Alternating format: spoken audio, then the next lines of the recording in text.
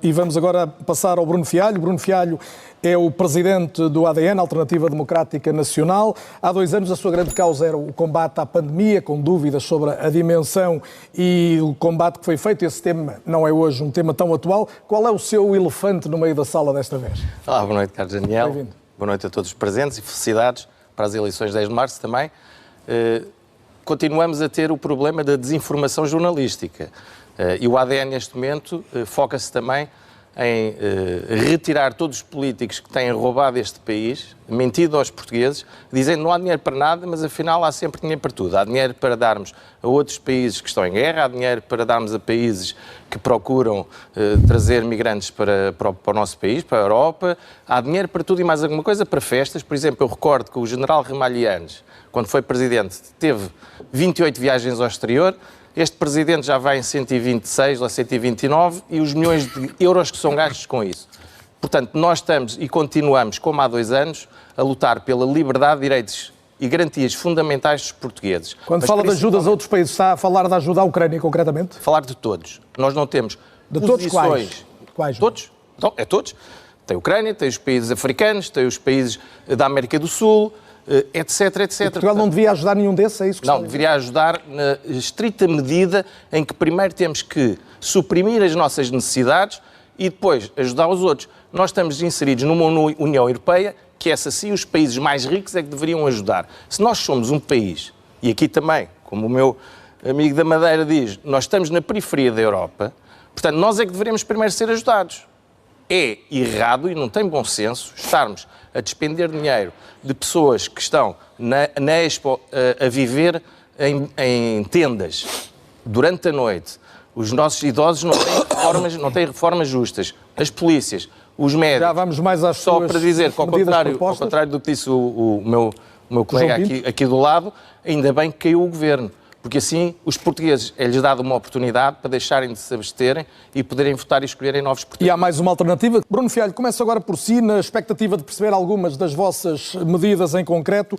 Uma das coisas que defende no seu programa é que os partidos ou deputados que não cumpram os compromissos eleitorais, aquilo que está a ser apresentado ao país nesta altura, possam não só perder subvenções, como até ser demitidos de funções. A minha pergunta é como é que isto se processa? Quem é que demite um partido que ganha umas eleições, esteja a desempenhar funções e que tenha que se fazer uma avaliação sobre o que prometeu, se está a cumprir ou não? Bem, é muito simples. Mas antes de responder a isso, queria só, há bocado o Carlos Daniel disse que as questões da pandemia já estavam fora de tempo. Eu não disse que está fora de tempo, que não é um tema do momento. É o tema do momento também porque a mortalidade excessiva que encontramos em Portugal e na Europa e agora a questão do tratado pandémico, com o qual também somos contra e que vai retirar a liberdade aos portugueses, que nenhum partido dos que estão na Assembleia da República falou, exatamente porque a partir do 10 de março os partidos todos vão se juntar contra os portugueses. Relativamente ao que disse, é o contrato eleitoral.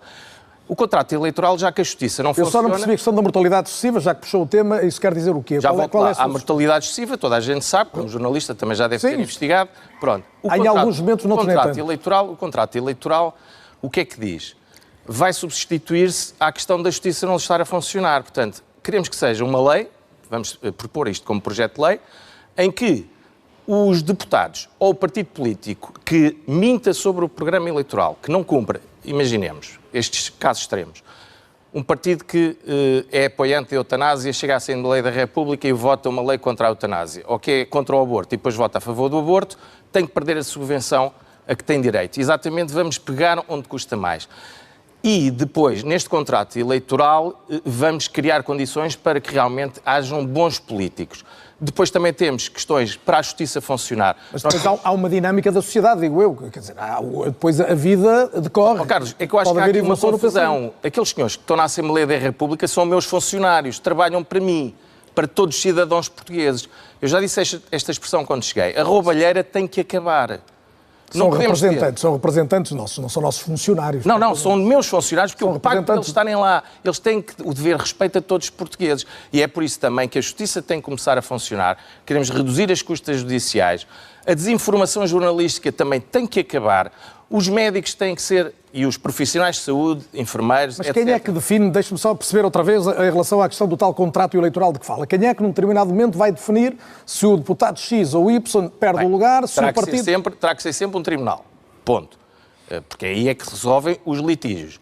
Tal como hoje em dia qualquer problema que exista relativamente com partidos é resolvido no Tribunal Constitucional ou nos tribunais cíveis, quando estamos aqui... Portanto, vamos ter a atividade política fiscalizada permanentemente pela Justiça, é isso? Não.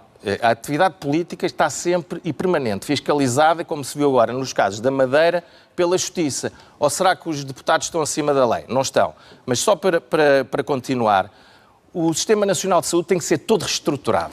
E principalmente a nível das remunerações. Os médicos, enfermeiros e profissionais de saúde têm que ser remunerados consoante a sua produtividade. Isso é um dos pontos do nosso programa. Na Justiça, os magistrados e juízes, magistrados do Ministério Público e os juízes têm que passar a ser bem escrutinados. Não podemos ter juízes com dezenas de sentenças que são anuladas depois na relação. Não podemos ter magistrados, como agora aconteceu, e não sei de quem é que será a culpa, no caso da Madeira, e nada lhes acontece. Portanto, nós temos que também aí fazer uma limpeza à Justiça. Os professores... Há dinheiro... Mas aí a limpeza é como? Aí é pôr a Justiça a depender do poder político? Não, Daniel, aí é ao contrário? Não coloque palavras nas... Não, estou a perguntar. Não, dizer, não, é exatamente o contrário. A Justiça também tem que ser escrutinada. Também ninguém está acima da lei.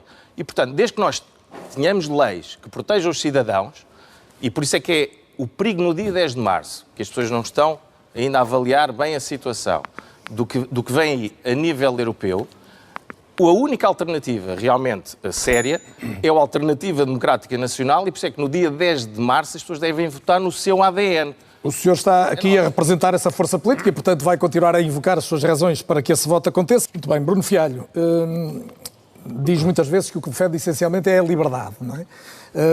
Mas quer proibir o ensino de conteúdos relacionados com a chamada ideologia de género, impedir muitos processos de mudança de sexo, obrigar as mulheres a pagarem a interrupção voluntária da gravidez em vários casos, desde que não por razões clínicas.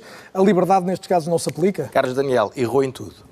Não, eu não errei porque eu li o vosso programa. Errou porque faz uma interpretação sua. Não, fiz uma pergunta. Eu fui ler... Não queremos obrigar ninguém a pagar, queremos é que haja responsabilidade das pessoas e quem, fora dos casos, que não é por saúde, não é por doença, não é por malformação do feto... Não, é a interrupção voluntária da gravidez. Não, a interrupção voluntária por opção... Por opção da mulher. Da mulher. Foi o que foi aprovado, como sabe, no referendo. Não deve ser paga pelo SNS. Quem quer ter essa opção... Mas isso é o que diz a lei. Não, a lei despenaliza e descriminaliza. Ponto. Não diz mais nada, nem o referendo referia nada disto. Portanto, o que tem que acontecer, qualquer governo pode decidir a partir de amanhã que essa situação passa a ser não obrigatória. Não paga pelo SNS. Quem não quiser pagar, tem o filho. Quem quiser fazer é obrigado a pagar. Pronto, é isso. Não é obrigado a pagar, é uma opção. Segundo, nós queremos restituir exatamente a liberdade, porque nós vivemos numa ditadura de fantasia. Por exemplo, e não sabemos às vezes aquilo que se passa cá. Estão a dar aqui exemplos europeus. Eu relembro, no nosso programa eleitoral temos a promoção do arrendamento público. Porquê? Porque é o artigo 65 da Constituição. Não precisamos ir buscar exemplos à Europa, que até são desviantes. O artigo 65 da Constituição, se for aplicado com o arrendamento público, que é o Estado apoiar a construção de casas, tendo depois percentagens para poder ter esse arrendamento público, não a pessoas Mas quem é que constrói? É o Estado ou são privados? Não, são privados, como é evidente. O Estado, que eu saiba, não tem... Não, o senhor está a dizer o Estado apoiar a construção? Então, o Estado apoiar a construção, como é que se apoia? Ou então, também tem que explicar... O Estado pode construir diretamente. Também tem que explicar, aliás, é uma das questões como há bocado, nesta altura. O meu colega Auto Europa, que eu saiba é privada, faz greves, e Coreia do Norte também parece-me ser o exemplo para este colega. Depois, o que disse, ideologias nas escolas não é permitido. Doutrinação das crianças deve ser proibido. As crianças estão lá para aprender, não estão para ser doutrinadas por extremistas, lobistas, a colocar situações nas crianças que são inadmissíveis. Outro ponto, quando diz proteger as crianças de quem quer, doutriná-las para mudar de sexo aos 14 anos, quando nem aos 18, nem aos 16 podem votar?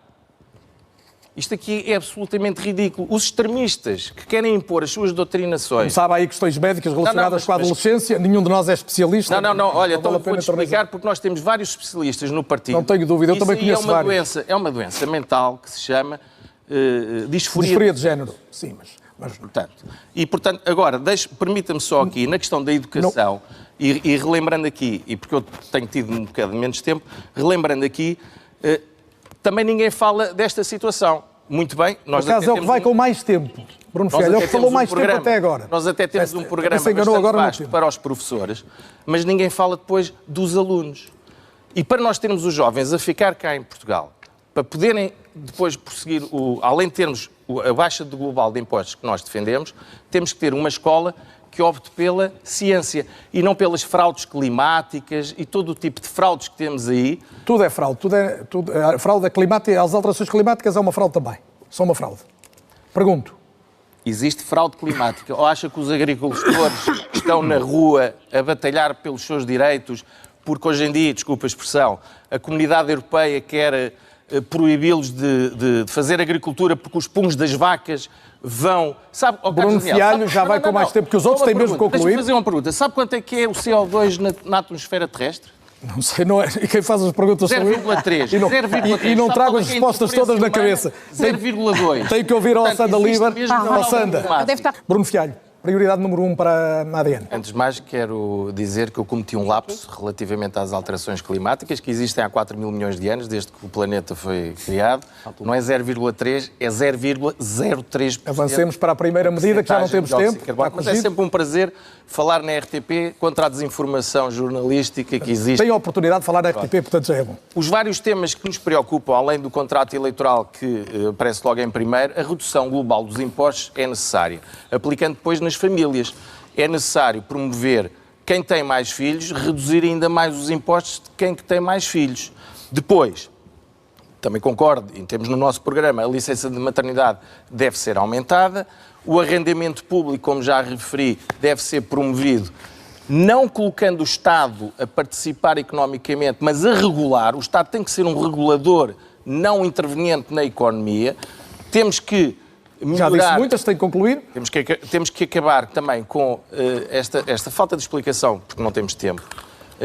Não basta apenas baixar impostos. A dinamização da economia é feita através de empresas. Não é acabando com empresas, como muita gente aqui quer. E não é também promovendo os trabalhadores a controlar estas empresas, porque caso contrário, vamos ter trabalhadores a dizer que não querem aumento. Bruno, não tenho tempo. Que era para as pessoas votarem no seu ADN no dia 10 de março.